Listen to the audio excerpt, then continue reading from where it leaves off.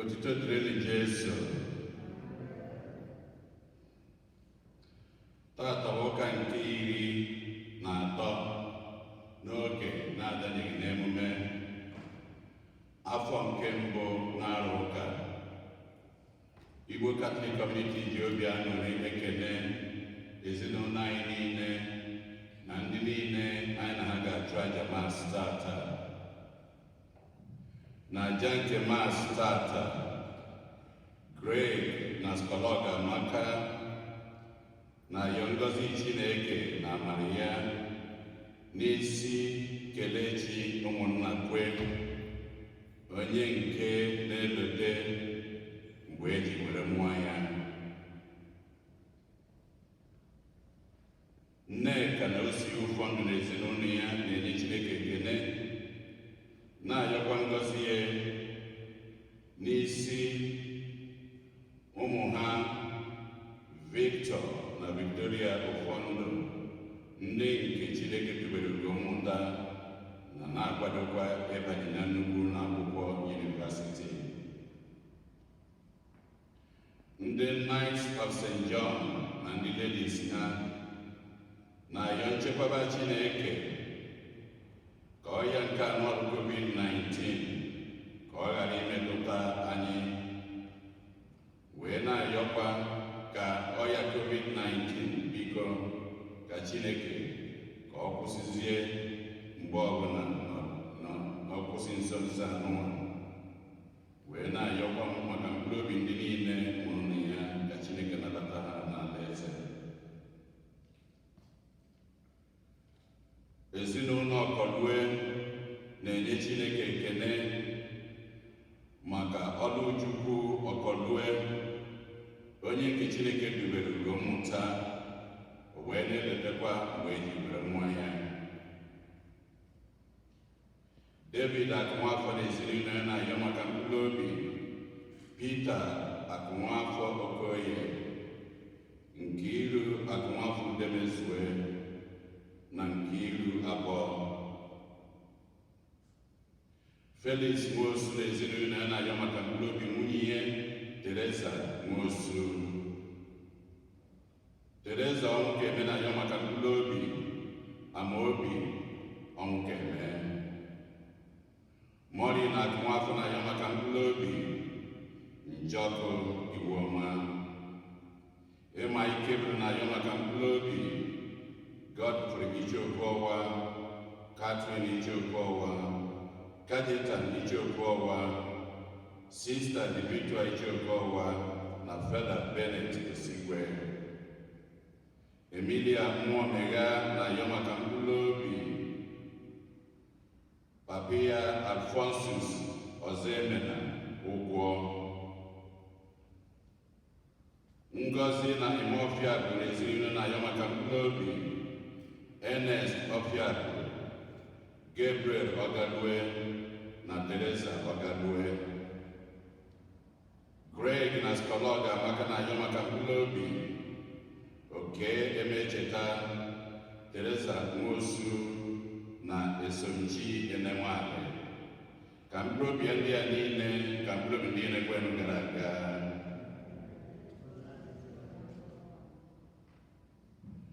Onye isi nchụaja na aja nke Mass tata bụ ụkọchukwu anyị Jude Umeobi.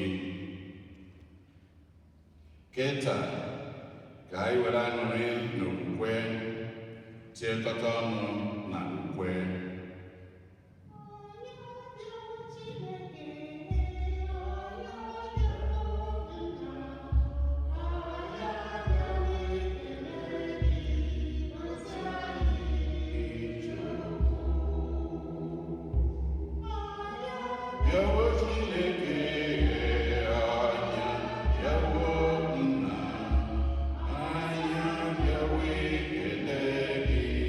Gọzie anyị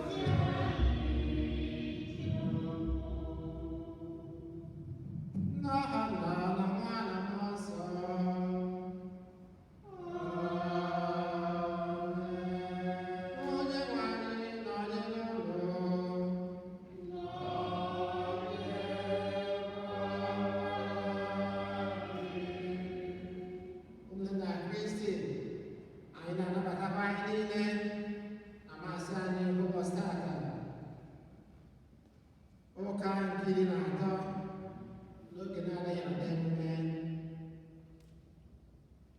akpọpụtatala anyị ndị rakachita n'ụzọ pụrụ iche ngwana ka anyị chezie na anyị ndị ọzọ na mba ndị ezigbo anyị gaa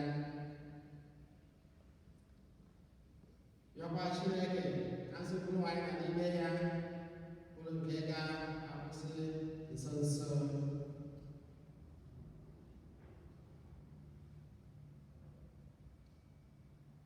Ụmụnna ka anyị kpụrụzi nwa anyị nke ọma maka nnukwu emume nke Eucharistia site n'inye mgbaghara na nchekwaba nke Chineke.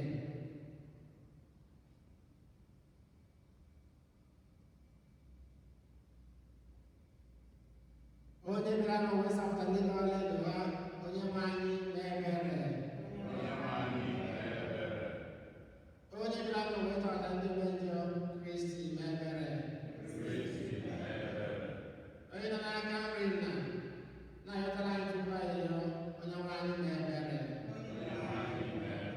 Ka Chineke jike niile mere anyị ebere, gbaghara anyị ndị anyị, dudu anyị na ndụ ebere.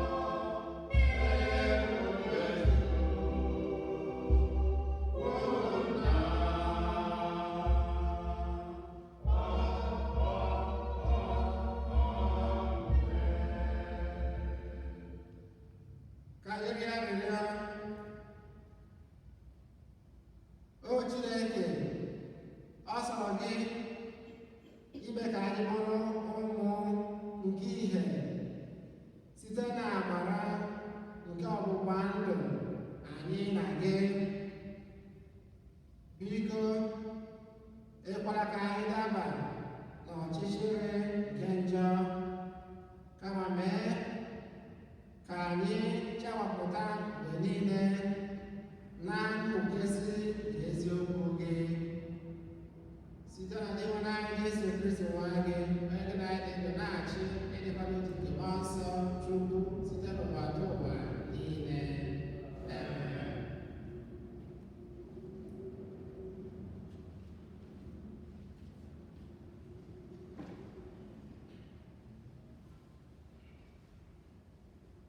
Ihe ọgụgụ ewetara n'akwụkwọ abụọ nke ndị eze. Otu ụbọchị, Elisha bịara na Shunem, ebe otu nwanyị nwere akụ hiri nne bi. Nwanyị ahụ rịọrọ ya ka ọ bịa rie nri n'ụlọ ya. Mgbe ọbụla Elisha na-agafe, ọ na-akwụsị na be nwanyị ahụ rie nri. N'ihi ya ka nwanyị ahụ ji gwa di ya, o doro m anya na nwoke a bụ onye nsọ nke Chineke, ebe ọ bụ na ọ na-abịakwute anyị ugboro ugboro ka anyị meziere ya otu ọnụ ụlọ n'ime ụlọ elu anyị, bịakwa tinyere ya otu akwa ndina, oche okwu na oche nta na mkpanaka, ka o wee bụrụ na mgbe ọbụla ọ bịakwutere anyị, ọ ga-anọ ebe ahụ. Otu ụbọchị ọzọ, Elisha bịakwara Shunem, gaa n'ọnụ ụlọ ahụ izu ike. Emechaa, Elisha jụrụ sị, enwere ihe a ga-emere nwanyị a? Gehazi zara sị, enweghị nwa nwoke, di ya aghọọla agadi. Elisha sị, kpọọ ya. Mgbe a kpọrọ ya, ọ bịara guzo n'ọnụ ụzọ. Elisha wee kwee ya nkwa sị, n'oge ugbu a na afọ ọzọ, ị ga-eku nwa nwoke n'aka gị. Okwu nke Osebụrụ.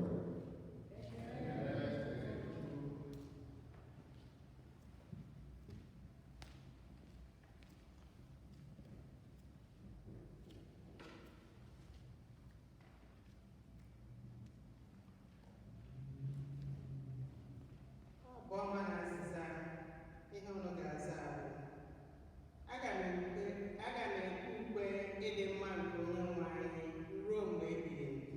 Zaa ya.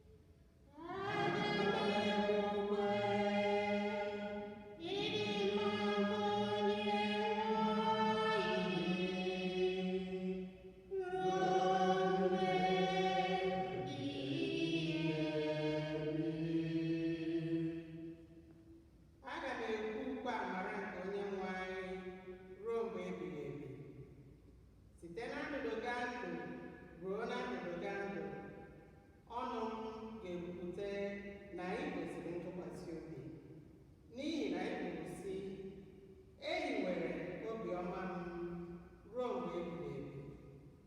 I mere ka idowe nkwa i kwere guzosie ike n'igwe.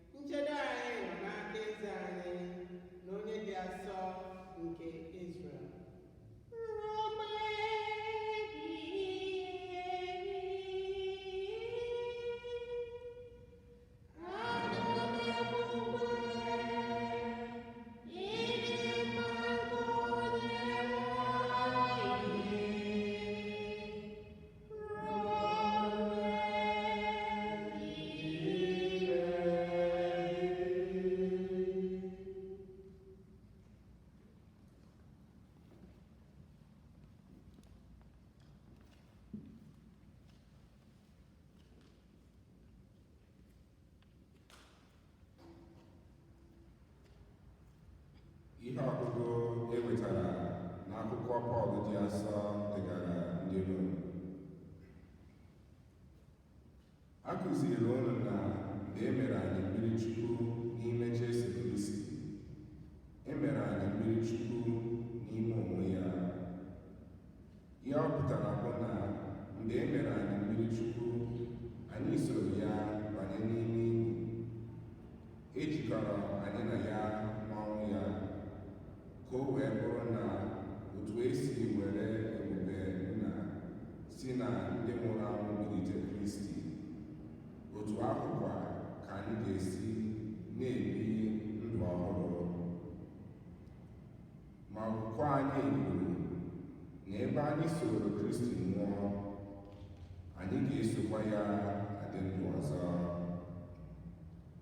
Dịka anyị si mara, ebe ọ bụ na Kristi ebilitela n'ọnwụ, o nweghị ike ịnwụkwa ọzọ.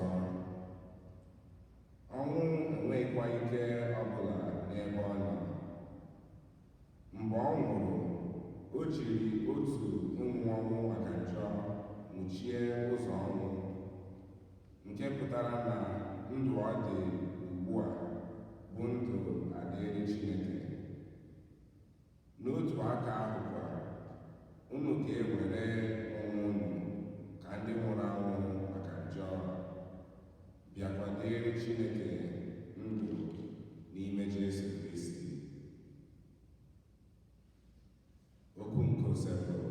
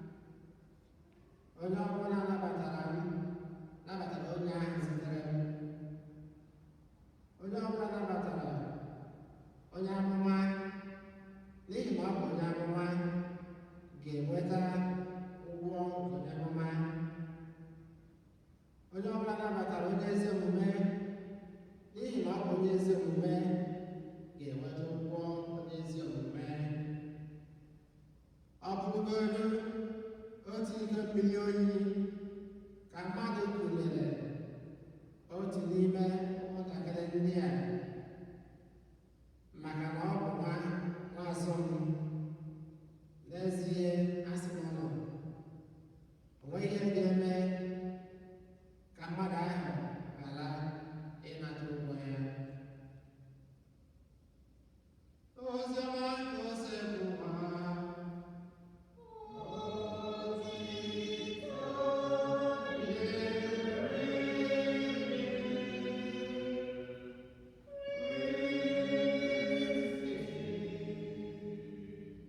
Guys, there's a man guy with a while, okay,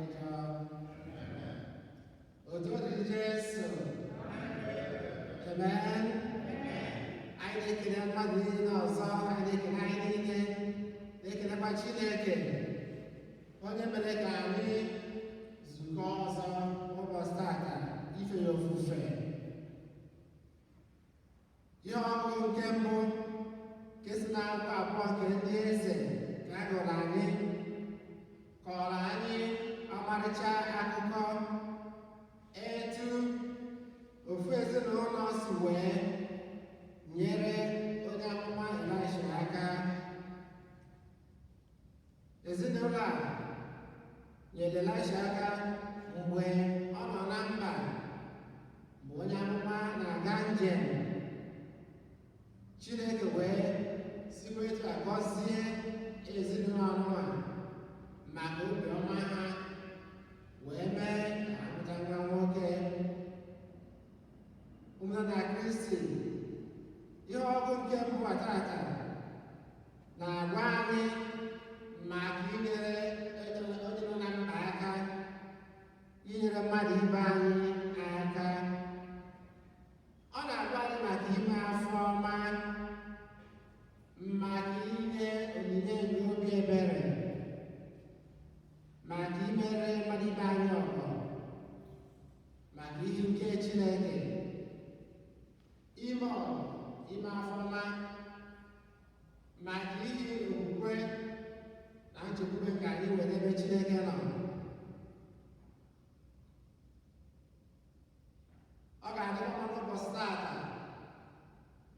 ka anyị kelee onwe anyị, ka anyị kelee onwe anyị maka mbọ niile anyị na-agba inyere mmadụ ibe anyị aka.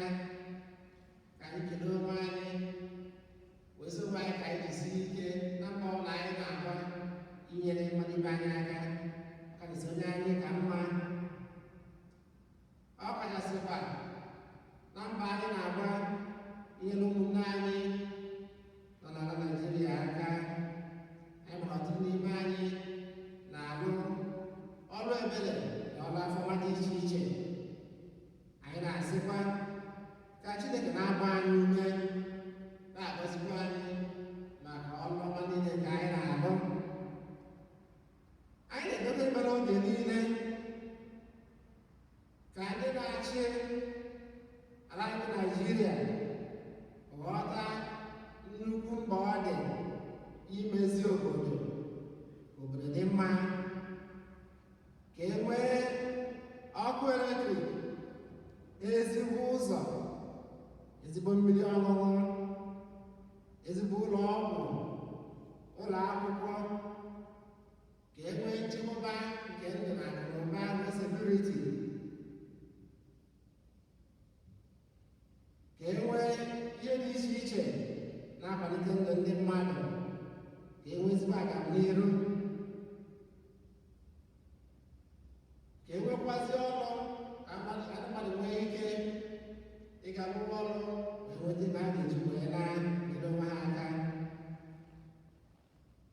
Anyị na-emebere oge niile ka ndị niile ọchịchị obodo dị n'aka na-achọ ọdịmma nke ndị mmadụ.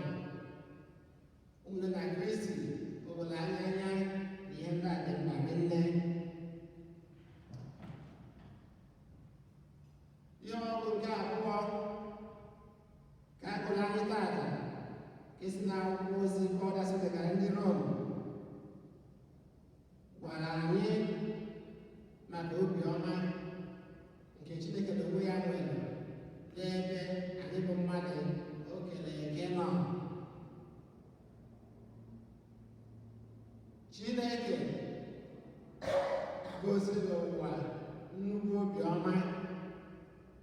Anyị ga-ajụ onwe anyị, kedu nnukwu obiọma nke Chineke gosiri ụwa? Chineke gosiri ụwa nnukwu obiọma site na inye ụwa nwa ya Jesu Kristi, onye nzọpụta anyị, onye nzọpụta nke ụwa. ihe ọgwụ agwakwara anyị na Chineke mere ka Kristi si n'ọnwụ wee bilie. Ọ gwakwara anyị na anyị niile bụ ndị emere mmiri Chukwu n'afọ nke Jesu na emekọla anyị na Kristi, na etu Kristi wee merie ọnwụ si n'ọnwụ wee bilie, na anyị onwe anyị ga-ebulikwa n'ọnwụ ga-emerikwa ọnwụ.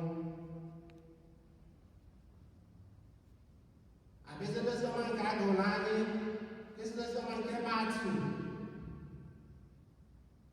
dịwara anyị so Kristi na-agwa ụmụazụ ya na-agwakwazị anyị niile na anyị ga-afụ Chineke anyị n'anya, anyị ga-afụ Chineke n'anya karịsịa ihe niile. Ebe ọ bụ na Chineke kere anyị wee na-egosi anyị nnukwu ịfụnanya, na-egosi ụwa n'obi ọma dị iche iche, na anyị ga-ejisi ike ị na-afụkwa Chineke n'anya, na-asọpụrụ Chineke oge niile. Oziọma gwara anyị na anyị ga-afụ Chineke n'anya karịa onye ọbụla, karịa ndị na nna anyị ga ụmụnne anyị, ikwu na ibe anyị. Oziọma gwara anyị na Chineke ga-abụ onye izizi na ndụ anyị oge niile. Chineke ga-abụ onye anyị na-ebubu ụzọ ihe niile ka anyị na-eme n'ụwa. Ka anyị gozie aja masị ụbọchị tata maka amara nke Chineke, ka anyị jisiri ike n'ọrụ ọma dị iche iche ka anyị na-arụ, ọrụ ọma niile ka anyị na-arụ, ka anyị hapụ ime nkoropu obi, ka anyị jisiri ike.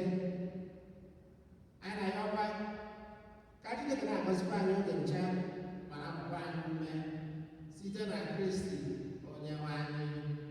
Amen. Ka anyị kwụsị ọtọ n'okwupụta okwukwe anyị.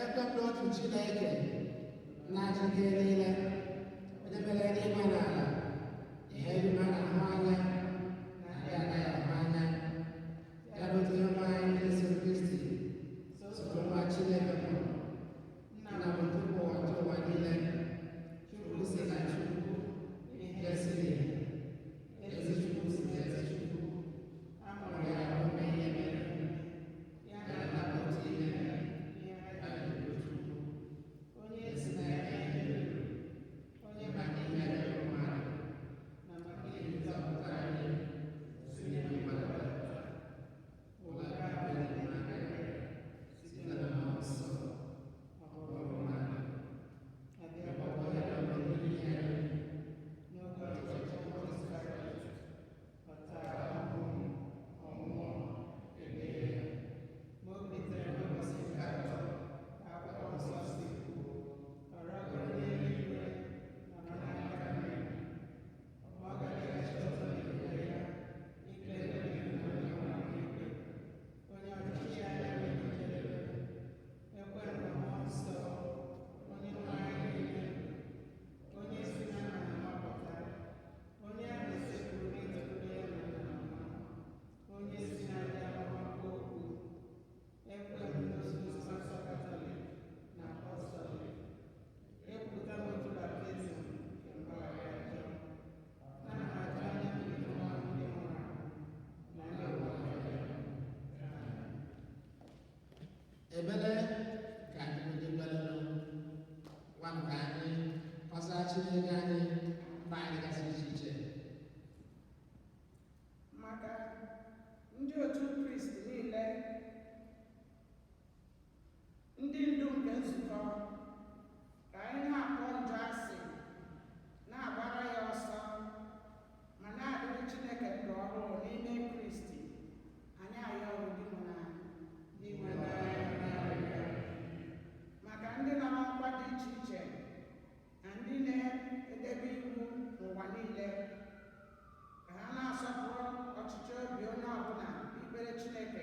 masịrị ya na ofufe nke masịrị ya n'oge niile a na-eme iwu obodo.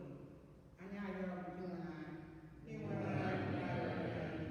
maka ndị niile na-eme njem na ndị na-eche ezumike n'oge sọma ka ha na-ekwupụta oge maka ije mas dị asọ ụbọchị ụka ọbụla na ikpe ekpere ụbọchị. Anyị arịọ maka obodo anyị, ọkacha n'oge a anyị na-echeta ndị nwere onwe nke obodo anyị, ka anyị na-echeta Chineke ma na-atụkwasị nchekwube anyị na Chineke oge niile. Anyị arịọ maka ndị ọgbakọ okwukwe anyị na parish anyị, ka anyị na-ahụ Kristi n'anya oge niile karịa nne na nna anyị. Anyị arịọ maka ndị nwụrụ anwụ, ọkacha ndị anyị na-echeta n'ụzọ pụrụ iche na Damas taa, ndị nwụrụ n'ọdachi dị iche iche, ka ha keta oke ebere n'ebe Kristi onye hụrụ anyị n'anya nọ. Anyị arịọ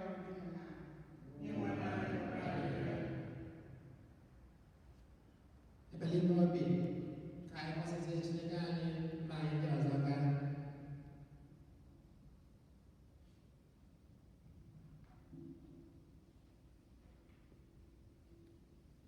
Chineke dị ike niile dị ebighị ebi na-akasị obi ọma, anyị eburugo mba anyị dị iche iche banyere gị.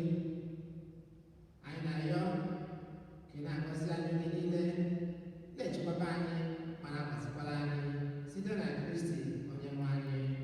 Amen.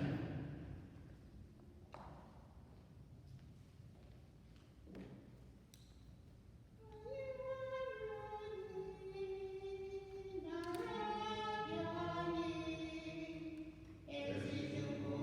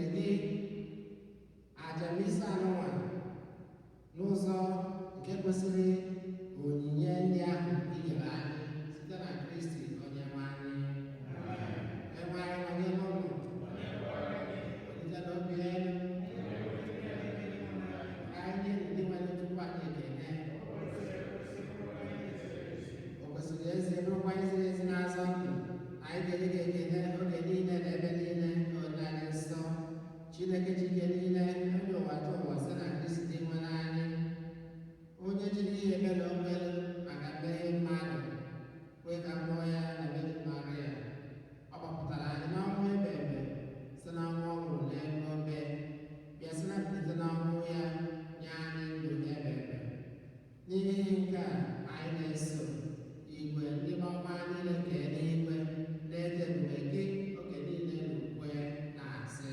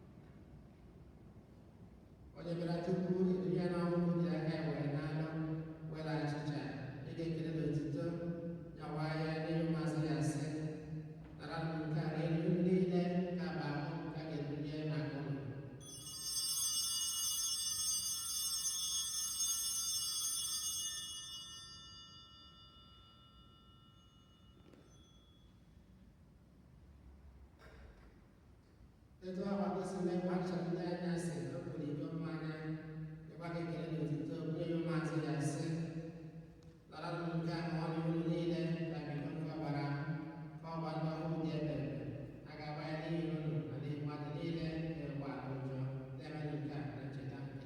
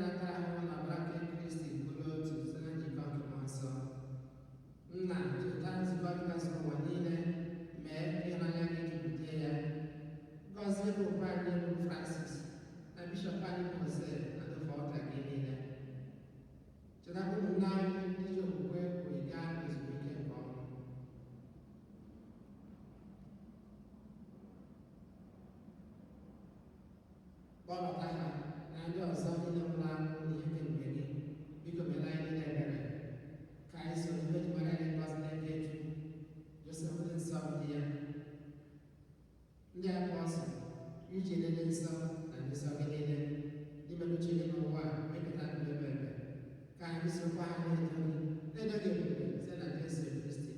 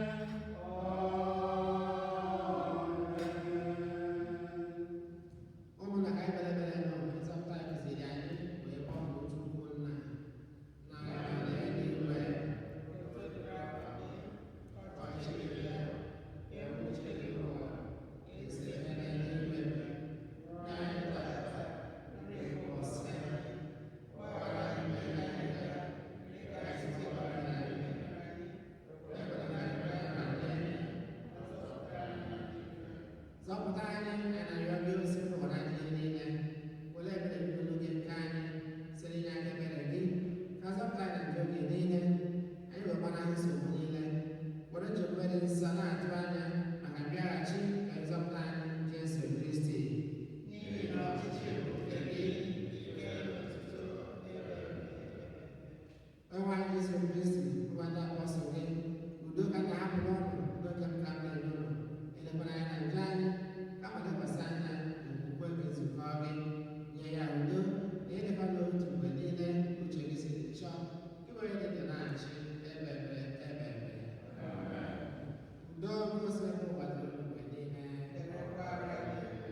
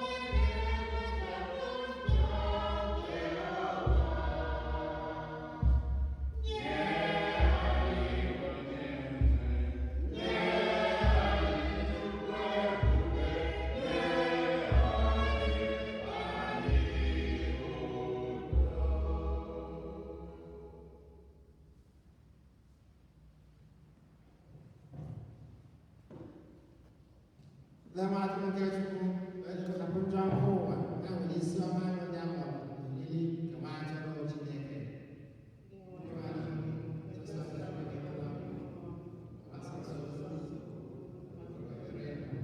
ka a nọkwara isikwa anyị na ndụ n'ebe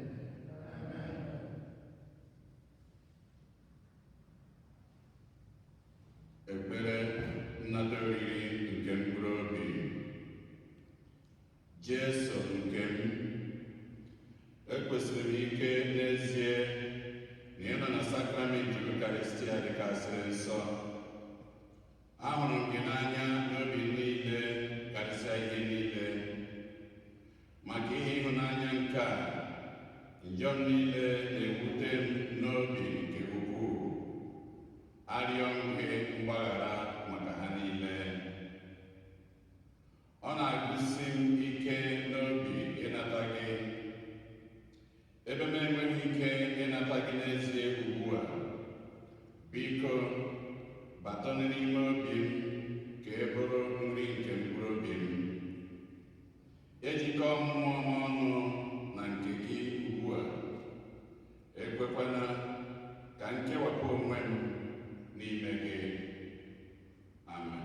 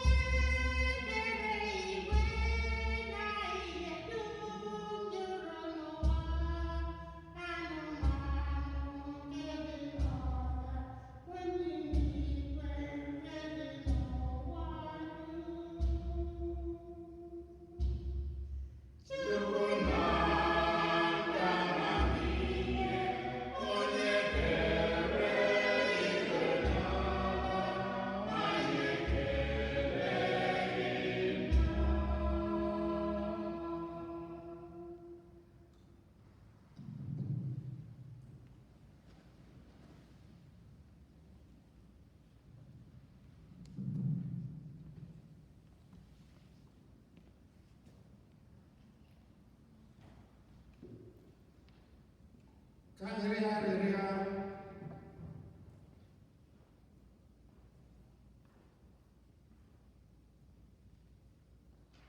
Onyenwe anyị, anyị arịọ gị, bekacha nke a anyị tụnyere gị n'oriri nsọ nke anyị natara, nye anyị ndụ n'ime gị. Biko, mee ka anyị na gị bụrụ otu n'ịhụnanya mgbe niile, ka anyị wee na-amịta mkpụrụ nke ga-elu na ndụ ebighị ebi site na Kristi Onyenwe anyị. Amen.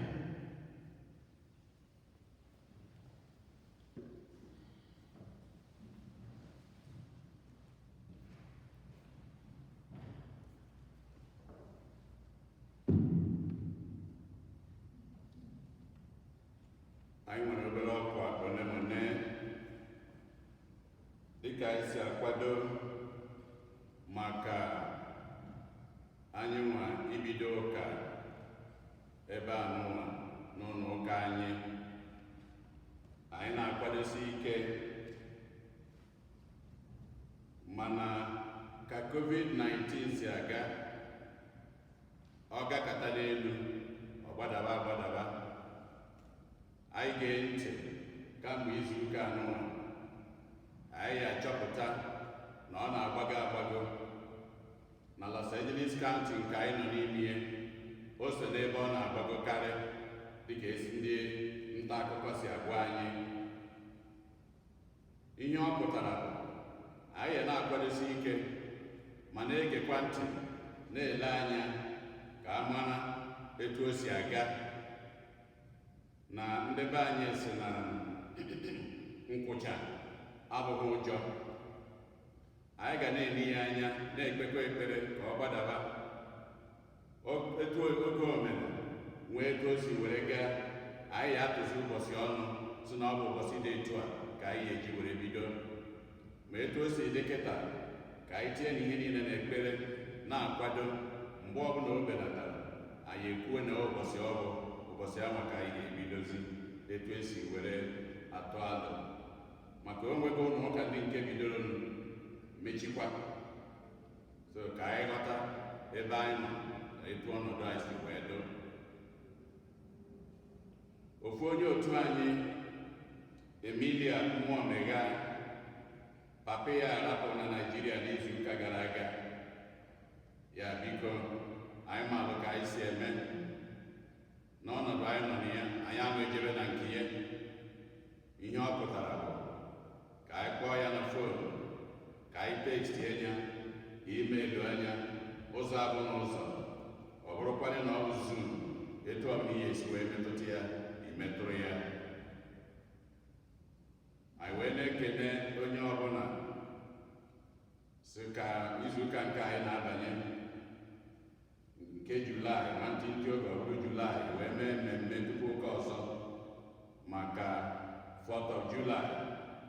Anyị na-asị na-agwa onye ọbụla, anyị na-etinye ihe niile n'ekpere, onye ọbụla na-ejekwa anya uhie akọna ya dịka ụbọchị si wee dị kịta. Ma wee na-ekene onye ọbụla nke ka nke, biko ka anyị kene na ụkọchukwu anyị bụ onye isi nchụaja anyị, Fada Jude Imobi. Daalụ.